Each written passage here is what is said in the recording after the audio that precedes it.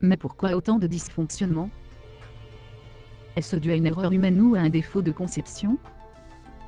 Aujourd'hui, grâce à une technique de pointe et une expérience inédite, nous allons vous révéler les défauts cachés de vos répliques d'Airsoft. Les gearbox cassées sont rarement le fruit du hasard.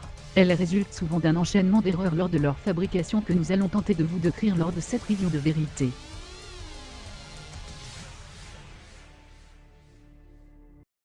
Bonjour à toi Airsofter du dimanche. La vérité sur le RK-47 de chez GNG Armement peut commencer. Le prix public constaté pour cette réplique varie entre 229 et 329 € en France. Je vous conseille donc de bien faire vos recherches avant de faire un achat compulsif. Un chargeur 600 billes avec molette en métal et une tige de déborrage est fournie, mais vous n'avez pas de batterie ni de chargeur. La réplique est d'une longueur de 845 mm et pèse 3,4 kg. Le métal du corps est d'une qualité odieuse, mais pour le prix, nous n'allons pas chipoter. Le garde-main, la poignée et la crosse sont en plastique imitation bois. Bien que la couleur soit critiquable, la finition est correcte, mais ne survivra pas longtemps au frottement et aux petits chocs. Le sélecteur de tir se positionne correctement et ne bouge pas. Le levier d'armement donne accès au pop-up, comme dans toutes les AK-47.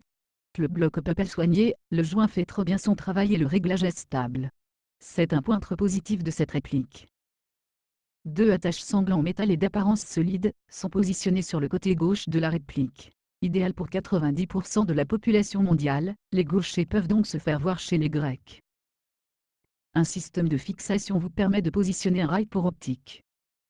L'emplacement pour la batterie se trouve dans la crosse. Cette réplique possède un blowback pneumatique qui ne procure aucun recul et un bruit dégueulasse de casserole. Celui-ci fonctionne uniquement lorsque vous avez une bille engagée dans le canon, ce qui peut aider les joueurs aveugles qui ne se rendent pas compte lorsqu'ils tirent à vide.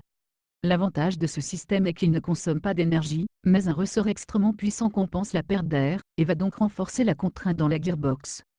Un canon interne de 6,04 mm de diamètre interne et de 407 mm de longueur vous permet d'avoir une bonne qualité de groupement. La puissance de la réplique est de 330 fps à la 0,20. En interne, nous retrouverons une gearbox version 3.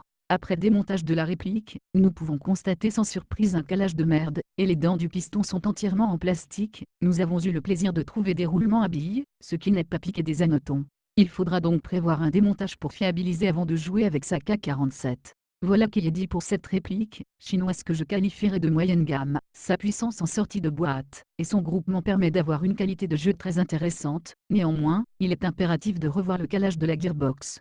Un nouveau piston semble aussi être une priorité. La solidité du corps en métal n'est pas satisfaisant et sa finition plastique correcte ne tiendra pas longtemps.